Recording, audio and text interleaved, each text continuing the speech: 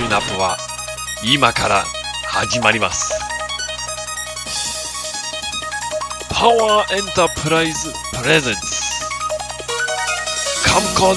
EX。Hello peoples, I hope you enjoyed this little intro because today I want to introduce to you the Power Enterprise Camcon EX. EX being the more advanced version or the later version. There's also the normal Camcon, which is basically a piggyback ECU which you wire in between your ECU and your main harness. And there's adapter harnesses, or you can just hack into your stock harness, and yeah, the ECU takes the signals that go to the ECU or from the ECU and manipulates them based on the RPM and the given settings. And what this thing can do, because it's basically like a simple version of a way of how to program your stock ECU, which for example for the MRS is normally not tunable because no one ever figured out or there was no documentation from Toyota, so no one was able to hack the factory ECU. That's why you use these piggyback ECUs, and this particular one, which I found in Japan, and found out it's actually not that well known around the world, not even in Japan, I think.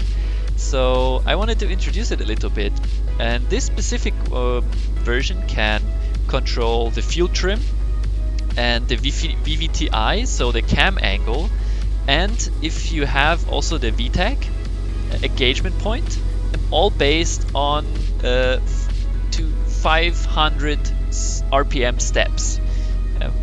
To cut it short, the cam profile setting allows you to change which modern cars mostly have, your emissions oriented cam setting to a more performance-oriented setting by using several effects like exhaust scavenging through a valve overlap, and with that you can optimize the airflow that's going through the engine into the combustion chamber, and with that improve power, which I also managed to do. I will add some dyno graphs, but I was able to improve the Toyota MRS's mid-range power by 8 Newton meters, which is, I think, for an NA car, which is basically factory peripherals like exhaust and intake, I think that's pretty good.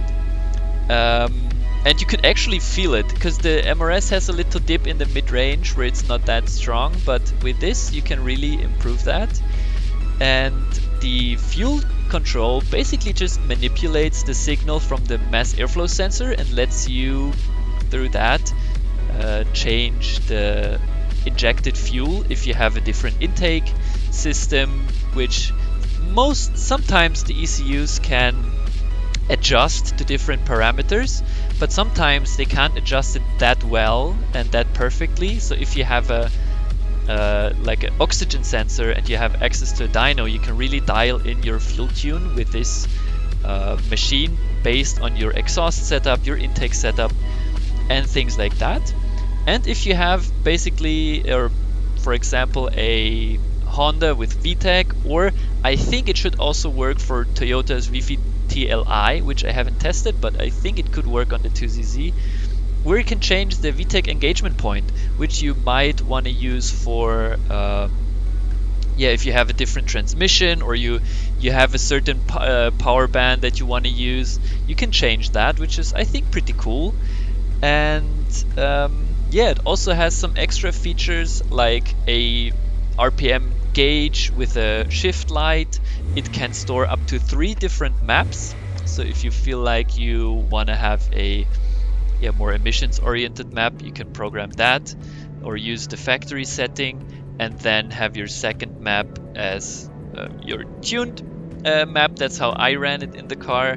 And it also allows for data logging, so you can activate data logging, drive, and then let it replay all the data that you had. And it can also display the mass airflow sensor voltage and several parameters. And you can set all of that for each 500 RPM, so you can tune the whole power band of the car, which I think is pretty cool. And yeah, let's take a look at the dyno graph.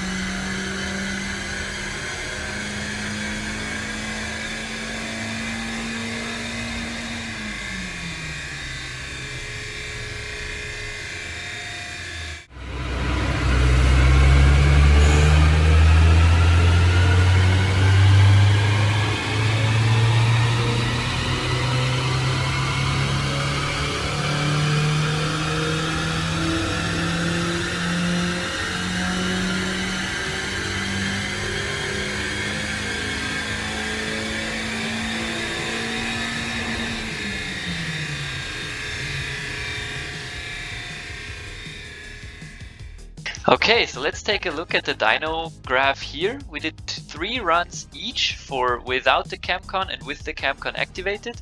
Blue, you can see the factory setup. My car has a K&N air filter insert and gutted briquettes, but I would still call this a fairly stock setup. And in red displayed, you can see with the recommended Camcon setup that comes with the car, or with the Camcon basically, which you can see here, which basically says it changes the cam, the variable valve timing adjustment, up to 18 degrees. You can see this one is displayed in degrees, while the air fuel adjustment is in percentage. So this can do up to 20% air fuel adjustment and up to 20 degrees of valve timing adjustment. It goes all the way to 18 degrees at 2000 RPM, but then gradually reduces it all the way to 3 degrees at 7000 RPM. So that's really where the whole change will come from. There's a slight adjustment in the air fuel ratio as well, which you can see here, up to 2%, 3% in the mid-range and enrichment, and then it takes out some fuel up top.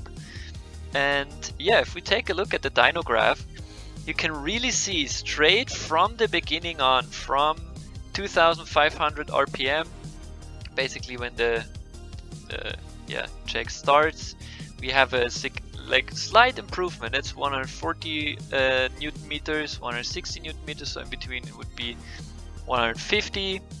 So that's like quite a, for an NA car without any other modifications, that's quite a big jump, especially here in the mid-range. That's where the fuel adjustment was, and also from the beginning on, from 2000 on, this variable valve timing adjustment. And especially here in mid-range, that's what you can really feel when you're driving the car. You can see we are at 160 Newton meters roughly, maybe 158.